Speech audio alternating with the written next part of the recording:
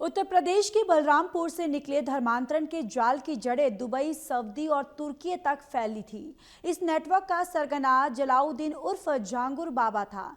उसकी सबसे भरोसेमंद राजदार नीतू उर्फ नसरीन थी, लेकिन जो महिला उसके साम्राज्य की नंबर 2 थी, वही आज उसके पतन की सबसे बड़ी वजह बन गई है।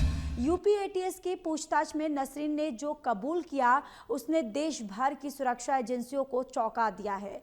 एटीएस को इनपुट मिला था कि छांगुर बाबा बेटे महबूब की गिरफ्तारी के बाद देश छोड़कर विदेश भागने की फिराक में था, लेकिन बाबा का यही प्लान उसकी सबसे करीबी सहयोगी नीतू उर्फ नसरीन ने फेल कर दिया। वजह यह थी कि नसरीन भी बाबा के साथ विदेश भागना चाहती थी, लेकिन उसे शक था कि बाबा उसे छोड़कर अकेले निकल जाएगा।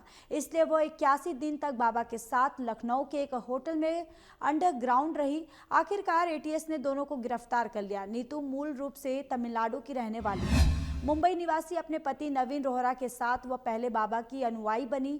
इलाज और सनातन की लालसा में दोनों ने धर्म परिवर्तन किया। नीतू बनी नसरीन और नवीन बना जलाउद्दीन। धर्मांतरण के बाद बाबा ने उन्हें विदेशों से फंडिंग जुटाने की जिम्मेदारी दी।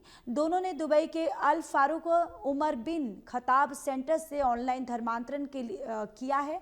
एटीएस की जांच में खुलासा हुआ है कि 2016 से 2020 के बीच दोनों ने कुल 19 बार विदेश यात्रा की थी। नीतू और नवीन ने कभी साथ में यात्रा नहीं की, बल्कि अपने अपने चैनलों से फंडिंग जुटाते रहे।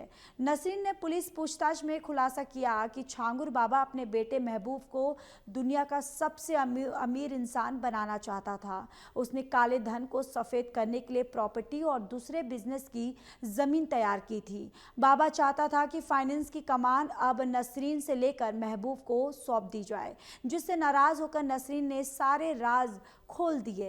पूछताछ में भी सामने आया है कि बाबा ने अपने सिंडिकेट में खास तौर पर मुस्लिम लड़कों की टीम खड़ी की थी, जो हिंदू बनकर लड़कियों को प्रपोजल में प्रेम जाल में फंसाते थे। फिर उनका धर्मांतर परिवर्तन करवाया जाता था। जाति और आधार पर धर्मांतरण की रेट लिस्ट थी और ये पूरी तैयारी जो है बाबा छांगुर की तरफ से की गई थी।